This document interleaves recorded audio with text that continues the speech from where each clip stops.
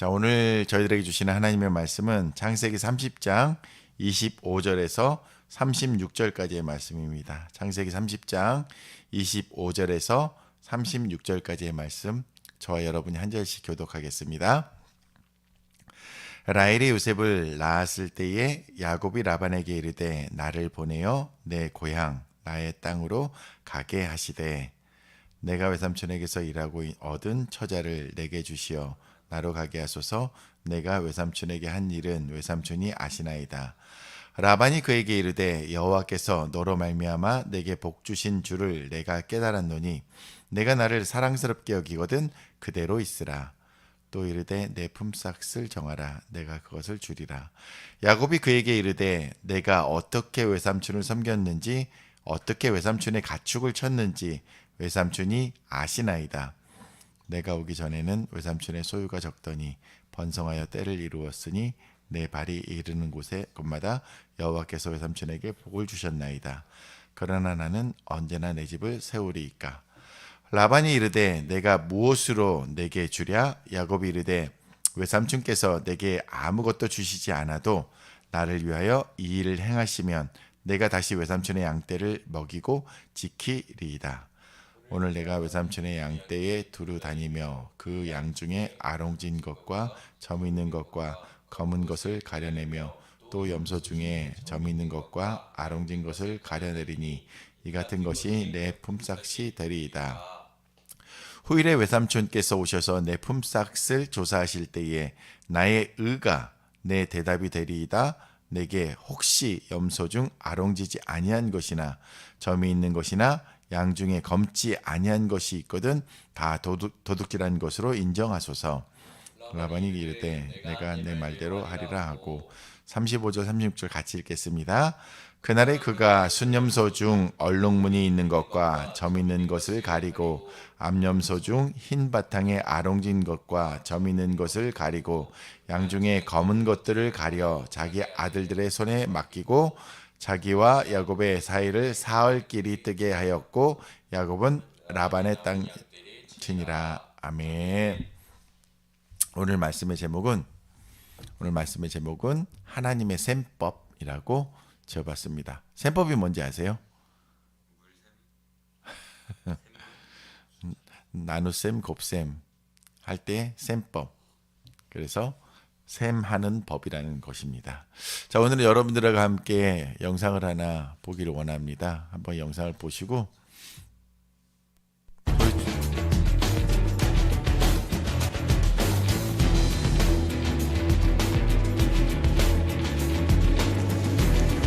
기초수급대상. 지금 집에 우리 애기가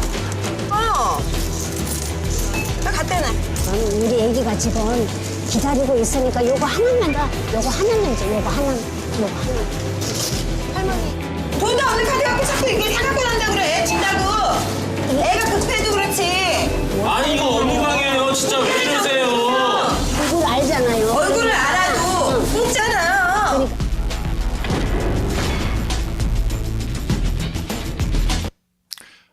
무슨 상황인지 이해가 가세요? 봤어요? 어떤 이야기세요? 기초수급자 할머니가 음.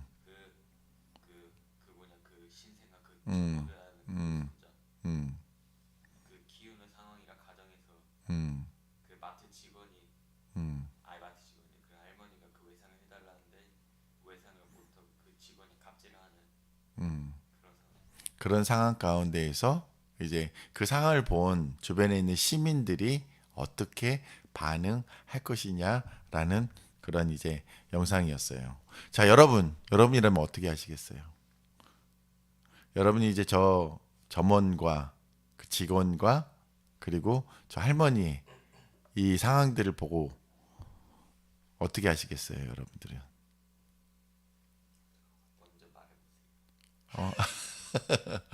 어떻게 하실 것 같아요? 우리 막내도 비슷한 상황이 있었죠. 네, 제가요. 근데 그 온플러스에서 잔돈 뭐 그런 약간 이제 비슷한 상황 가운데 그런 상황이 만들어질 수도 있었을 것 같아요.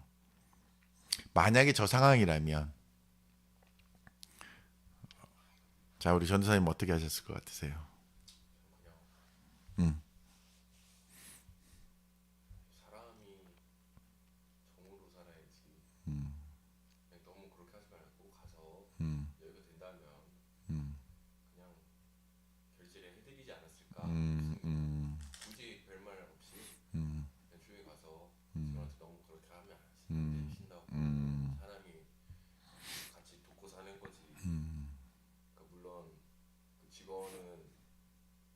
직원을 탓할 수도 없는 게 어떻게 보면 그게 매뉴얼이니까 그거대로 하는 게 맞지만은 이제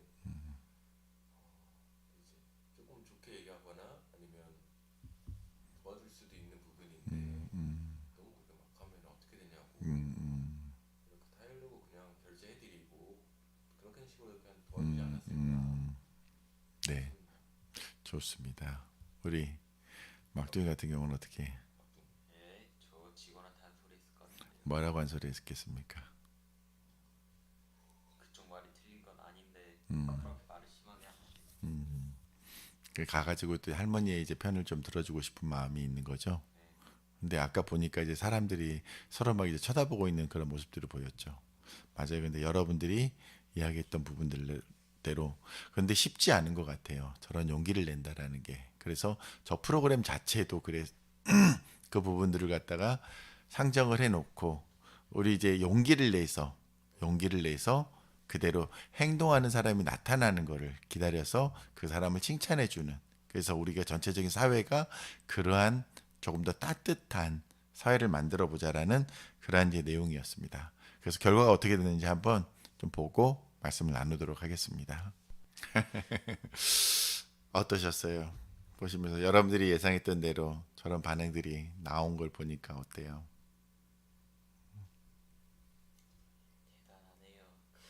대단해요. 우리는 아마도 살아가면서 아까 신동엽 씨가 이야기했던 것처럼 주변에 많은 사람들, 정말 수많은 사람들이 지나가면서 저 부분에 대한 상황들을 보았을 거예요. 그러면서 여러 생각들을 했을 거예요. 저 직원 너무한다. 그리고 저 할머니는 왜 저렇게 민폐처럼 저렇게 하시지? 라고 생각하는 사람도 있었을 거고.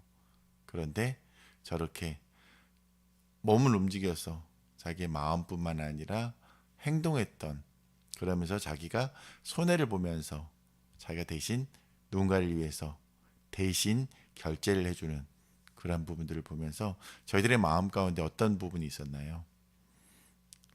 미소가 이제 떠오르게 되고 따뜻한 마음과 그리고 이제 울컥하는 마음들, 그런 마음들이 아마 동일하게 느껴졌을 거예요. 그래서 누군가가 어떤 사람이 어려움 가운데 있을 때에 그것을 대신 져준다라는 그러한 마음들이 우리 가운데에 있다라는 거. 그래서 이 마음이 어디서부터 생겼는지 우리가 오늘 말씀을 통해서 좀 살펴보았으면 좋겠어요. 아마도 예수님이시라면 이 상황 속에서 예수님도 동일하게 저 여성분처럼 그렇게 하지 않았을까라고 여겨졌을 겁니다. 네. 자, 창세기 30장 25절과 26절 말씀을 오늘 본문의 처음 부분 말씀입니다. 우리 함께 읽겠습니다. 시작. 라헬이 요셉을 낳았을 때에 야곱이 라반에게 이르되 나를 보내어 내 고향 나의 땅으로 가게 하시되 내가 외삼촌에게서 일하고 얻은 처자를 내게 주시어 나로 가게 하소서. 내가 외삼촌이 아시나이다. 아멘. 드디어 우리 지난주에 말씀 나누면서 라헬에게 이제 자녀가 생겼어요. 그 이름이 누구였죠? 라헬의 자녀의 이름이 누구였죠? 라헬이세요. 저기 나와 있잖아요. 요셉. 라헬이 드디어 자녀를 출산했어요. 그 전에 누가 출산을 했죠? 언니였던 레아가 6명의 자녀, 그리고 종들에게서 2명, 그리고 드디어 라헬에게도 첫 자녀가 태어났어요. 요셉. 그런데 요셉의 이름이 뜻이 무엇이었죠? 더하다라는 뜻이었어요. 그래서 또 다른 자녀를 주시기를 원합니다. 라는 마음으로 이렇게 이름을 지었다라고 했어요. 자, 드디어 이제 많은 부분들이 풀어져 나가고 있는 것 같아요. 그런데 시간적으로 어느 정도의 시간이 지났느냐면, 자, 라헬이 자녀를 이제 출산하게 되고 뭔가 정리해야 될 시점이 오게 되었던 거예요. 기억하세요? 야곱이 라헬을 위해서 몇 년 동안 외삼촌 라반의 집에서 일을 했었죠? 그렇죠. 처음에 7년, 그리고 나서 라헬과 7년을 일을 했는데 이제 결혼식 날이 됐어요. 드디어 그랬는데 어떻게 됐다 그랬죠? 라반이 첫째 딸 레아를 갖다가, 그래서 7년을 갖다가 더 일하게 돼서 14년이내 이제 시간이 흘러간 거예요. 그러면서 드디어 라헬을 통해서, 사랑했던 라헬을 통해서 요셉이 태어나게 되고 14년이라는 시간이 이제 지나고 있기 때문에 여기서 한번 정리를 하고 가야 될 시점이 된 거예요. 왜? 이제 라헬과 레아를 얻는 데 있어 14년이라는 시간이 흘렀기 때문에, 약속했던 시간이 지났기 때문에 이제 정리하고 정산하고 새로운 관계로서 나아가는 과정 가운데 있게 된 거예요. 그런데 14년이라는 시간이 지났지만 요셉이 소유하고 있는, 왜? 빈손으로 왔잖아요. 형 에서를 피해서, 형이 화가 나서 요셉을 어찌할지도 모른다라는 그 이야기를 듣고 엄마가 야곱을 외삼촌의 집으로 보낸 거잖아요. 벌써 14년이라는 시간이 지났는데 자기가 갖고 있는 것들은 없었던 거예요. 그런데 여기 말씀에 뭐라고 되어 있냐면 외삼촌 라반에게 이렇게 이야기를 해요. 나를 보내어 내 고향 나의 땅으로 가게 하여 주십시오 라고 하고 있어요. 근데 여러분 말씀 기억하세요? 아브라함에게 주셨던 말씀, 본토 친척 아비 집을 떠나 내가 내게 지시할 땅으로 가라 그랬어요. 하나님이 지시하는 곳으로 가라고 하셨거든요. 그런데 지금 오늘 말씀은 나를 보내어 내 고향 나의 땅 나의 본토로 가게 해주세요 라고 했는데, 야곱에게는 본토가 어디였을까요? 아브라함에게는 본토가 어디였고, 결국 우리가 가야 될 곳이 어디냐면 하나님께서 말씀하신 그곳이 우리의 본토가 되어야 된다는 거거든요. 자, 내가 외삼촌에게서 일하고 얻은 처자를 내게 주시어 나로 가게 하소서. 내가 외삼촌에게 한 일은 외삼촌이 아시나이다 라고 되어 있는데, 이 말씀을 읽으면서 여러분 가운데 떠오르는 혹시 말씀이 기억 있지 않으세요?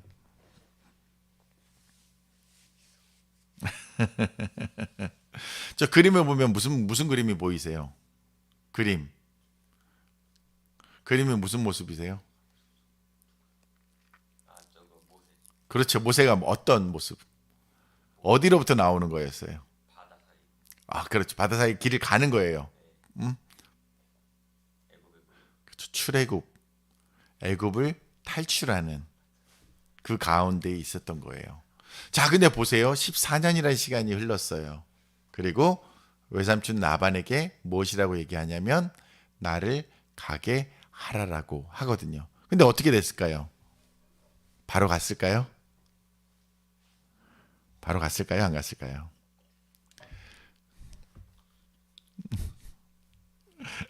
자, 27절 말씀, 28절 말씀 우리 같이 읽겠습니다. 시작. 라반이 그에게 이르되 여호와께서 너로 말미암아 내게 복 주신 줄을 내가 깨달았노니 내가 나를 사랑스럽게 여기거든 그대로 있으라. 또 이르되 내 품삯을 정하라. 내가 그것을 주리라 라고 되어 있어요. 이미 14년이라는 시간이 지났으니까, 그리고 자녀들도 생기고 아내도 있고 하게 됐으니까 이제 야곱도 뭔가 자기의 바운더리를 만들고 싶은 마음, 그리고 이제는 고향으로 돌아가고 싶은 마음이 생겼던 것 같아요. 그런데 라반이 한 가지 제안을 또 하게 됩니다. 그러면서 여기에 그대로 머물러 있어라 라고 하는 거예요. 결과적으로 어떻게 됐어요? 6년이라는 시간을 더 이곳에서 머물게 됩니다. 그러면서 정말 얼토당토하는 그러한 제안을 야곱이 하게 됩니다. 그런데 오늘 말씀 가운데서 중요한 말씀이 있어요. 라반이 뭐라고 얘기하나요? 라반이 뭐라고 얘기하냐? 여호와께서 너로 말미암아 나에게 복을 주신지를 내가 깨달았다라고 그렇게 이야기를 하고 있는 거예요.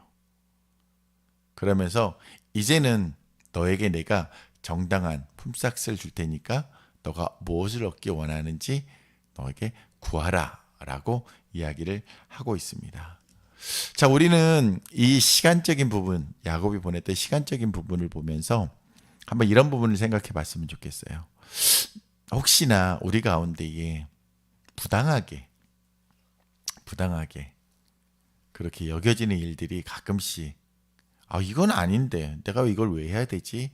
하는 그러한 상황들이 있을 수 있거든요.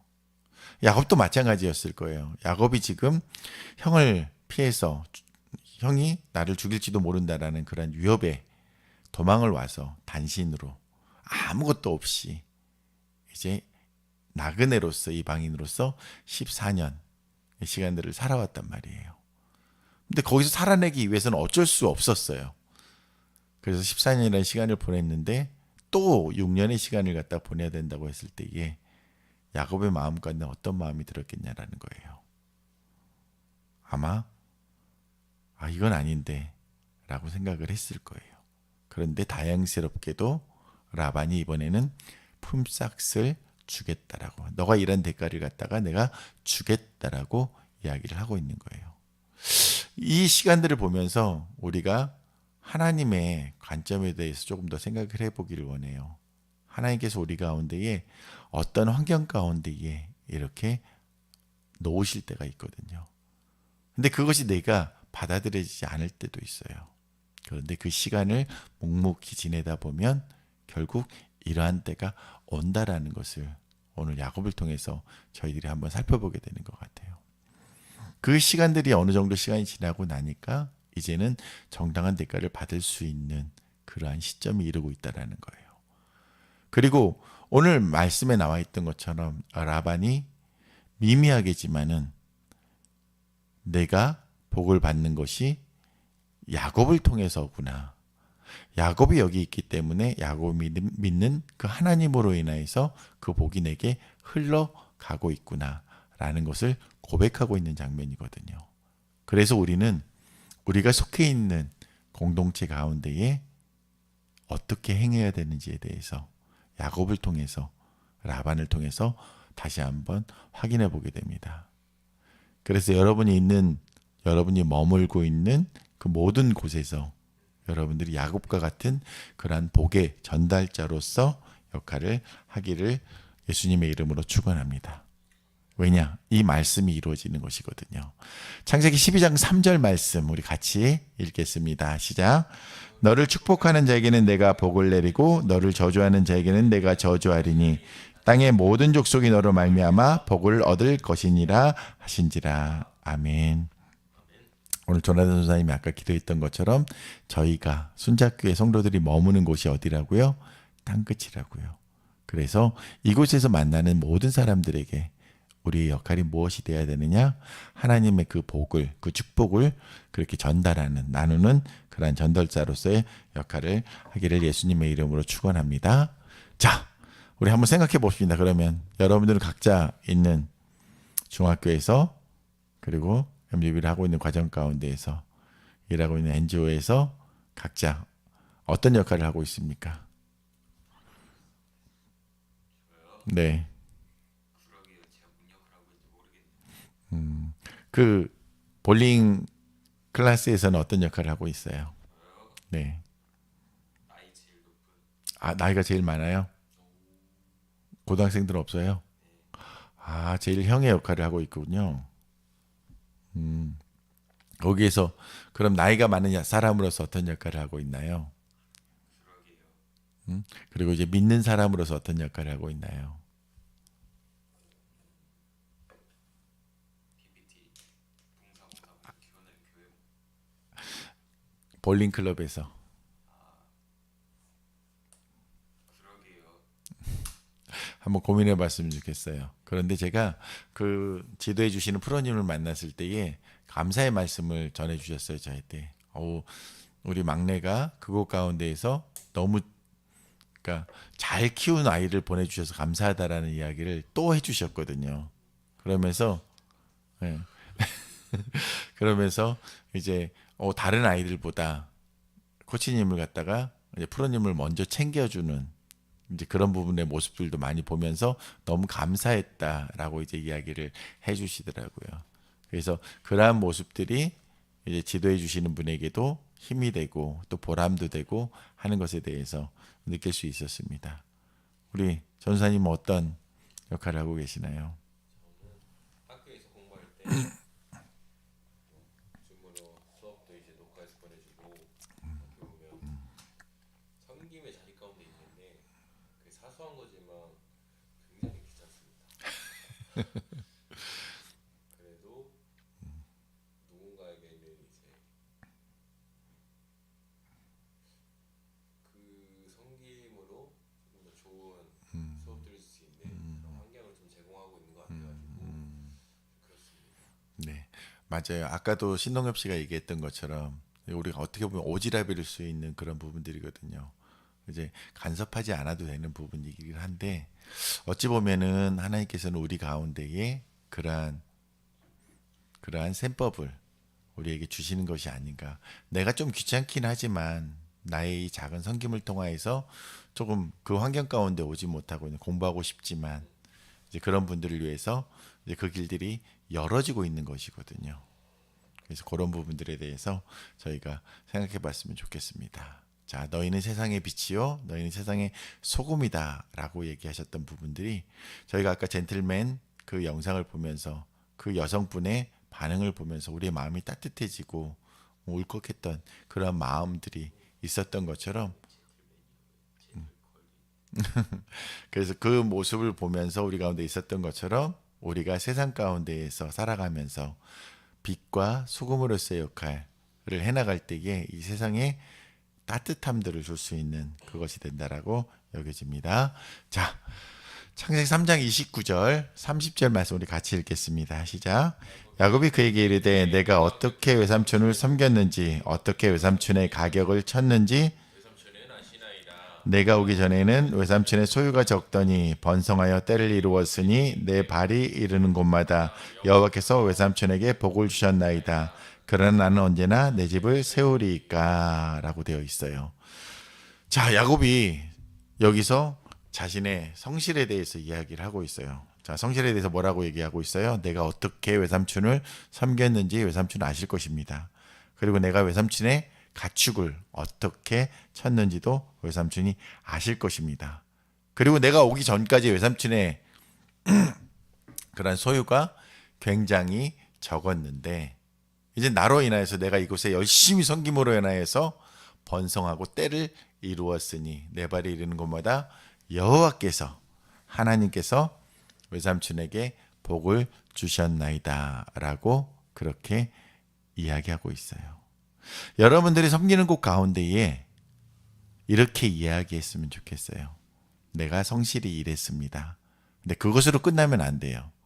누구나 다 성실히 일하거든요. 믿는 사람이고 믿지 않는 사람이고 그 성실성에 대한 부분들은 우리 모두에게 있어야 될 당연한 부분이에요. 그런데 야곱이 무엇이라고 이야기를 하고 있어요? 여호와 하나님께서 그 것들을 더해 주셨다라는 거.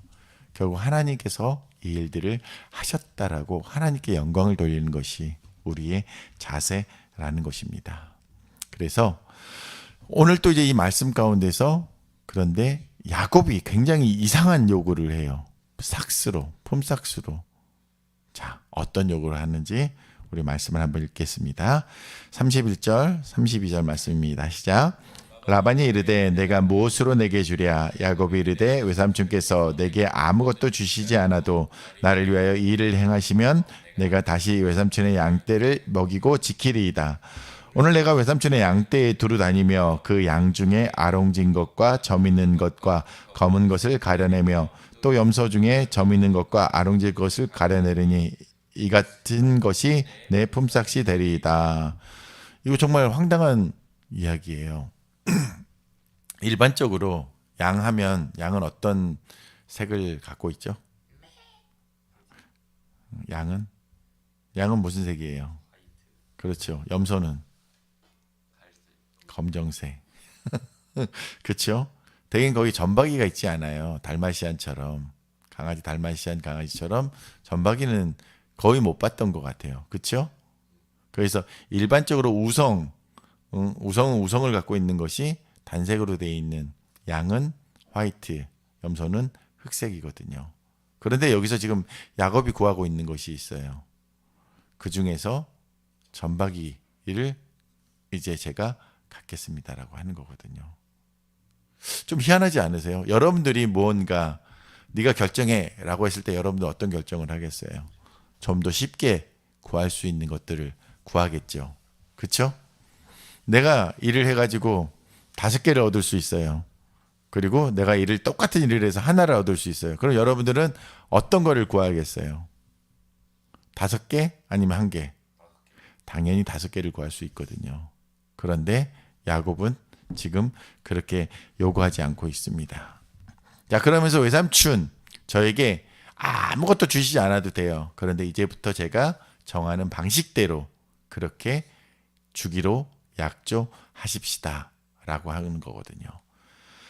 그랬더니 이제 계속해서 외삼촌하고 이제 딜을 하는 부분이 나옵니다. 33절 말씀 우리 같이 읽겠습니다. 시작. 후일에 외삼촌께서 오셔서 내 품삯을 조사하실 때에 나의 의가 내 대답이 되리이다. 내게 혹시 염소 중 아롱지지 아니한 것이나 점이 없는 것이나 양 중에 검지 아니한 것이 있거든 다 도둑질한 것으로 인정하소서라고 되어 있어요. 그러면서 여기서도 우리는 야곱이 약간 노웨이로 길이 아닌 선택을 하는 것들을 보게 됩니다. 자, 그런데 라반이 뭐라고 반응하는지 한번 볼게요. 우리 34절부터 36절까지 말씀 같이 읽겠습니다. 시작. 라반이 이르되 내가 내 말대로 하리라 하고 그날에 그가 암염소 중 눈물이 있는 것과 점 있는 것을 가리고 암염소 중 흰 바탕에 아름지 것과 점 있는 것을 가리고 양 중에 검은 것들을 가려 자기 아들들의 손에 맡기고 자기와 야곱의 사이를 사할 길이 뜨게 하였고 야곱은 라반의 남은 양떼를 치니라 라고 되어 있어요. 저기 보니까 36절에 뭐라고 되어 있어요?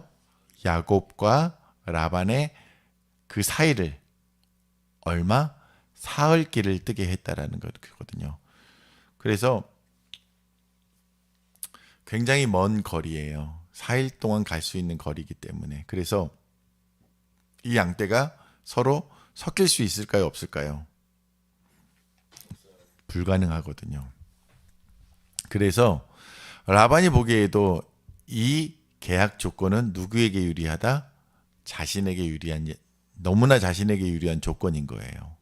그래서 그 얄팍한 꾀를 통하여서 이제는 자신의 것들이 이제 야곱에게 속하지 않도록 아예 4일 길이를 떨어뜨려 놔버리는 거예요. 그러니 이제는 야곱이 가져갈 수 있는 숫자는 굉장히 작은 분량이 될 수밖에 없다라는 거예요. 자, 그런데 결과는 어떻게 됐을까요? 그렇죠. 이거는 다음번에 말씀을 나눌 때에 그 결과에 대해서 여러분들에게 알려드리겠습니다. 자, 말씀을 정리할게요.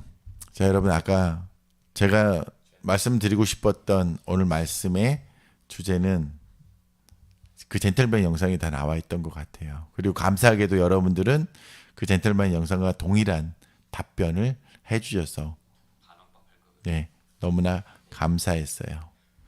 그런데 여기서 만약에 이 젠틀맨과 같은 상황 가운데에 예수님이라면 어떻게 하셨을까?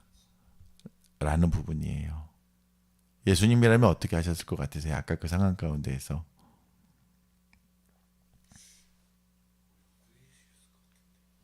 꾸짖으셨을까요? 누구를?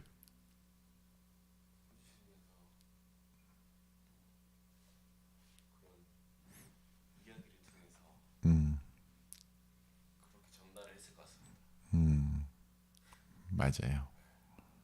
그럼 막둥이는 어땠을 것 같으세요? 예수님이라면 잘 풀어나가셨을 것 같죠? 네. 제가 나중에 저 영상에 하나를 갖다가 더 공유를 해드릴게요. 한번 보세요. 거기에는 이제 지하철에서 일어나는 그러한 일들에 대해서 여러 사람들의 이제 형태가 나타나더라고요. 그래서 그걸 통해서 보셨으면 좋겠어요. 자, 여러분들 가운데 제가 이제 말씀을 정리하려고 하는 부분들이 무엇이냐면, 오늘 야곱의 셈법은 어땠나요? 야곱은 라반과 이제 새롭게 이제 6년의 그 시간들에 대한 계약들을 해나가면서 이상하리 많지 이제 이상한 그러한 계약 조건을 내걸고 있어요. 분명히 품삯을 정하라고 했는데, 내가 정말 일반적인 품삯이라면 내가 한 달에 얼마만큼의 양을 가져가겠습니다라고 마땅한 부분을 요구해야 되는데, 지금의 방식은 열성적인 부분, 약한 부분을 취하는 것들을 우리가 보게 되었거든요. 근데 저희가 이 가운데에서 봤으면 하는 부분들은 무엇이냐면, 그 일 가운데 하나님께서 어떻게 일하고 계셨느냐라는 것입니다. 그럼에도 불구하고 아까 결과는 했을 때에 우리는 당연히 그 결과가 뒤집어졌을 거라고 그렇게 예상을 하거든요. 그 결과를 있게 하신 분이 어떤 분이시냐는 거거든요. 그렇죠. 예수님께서, 하나님께서 그 일들을 해 나가셨다라는 것입니다. 우리는 그것을 어디서 볼 수 있나요? 바로 예수님께서 보여주셨던, 하나님께서 예수님을 통하여서 보여주셨던 그 사건을 통해서 우리는 예상할 수 있는 것이거든요. 왜? 우리를 사랑하셨던 하나님의 사랑이 자신의 한 분뿐이셨던 아들 독생자 예수 그리스도를 우리를 위해 십자가에 달려 죽이셨다는 그 하나님의 셈법, 우리를 갖다가 구원하기 위해서 그렇게 계산하셨던 하나님의 셈법, 그분을 희생시켜야 되겠구나 했던 셈법으로 인하여서 우리가 지금 이곳 가운데서 하나님을 예배하고 하나님의 도우심을 기대하고 소망하면서 살아갈 수 있다라는 것입니다. 그렇기 때문에 여러분들이 조금 더 손해보더라도, 여러분이 조금 더 귀찮더라도, 그리고 조금 더 용기를 내서 이 세상 가운데에서 예수님이 보여주셨던 것처럼 우리들의 사랑을, 우리들에게 주어진 빛과 소금이라는 그런 정체성을 그렇게 살아내시는 저와 여러분이 되기를 예수님의 이름으로 축원드립니다. 아멘.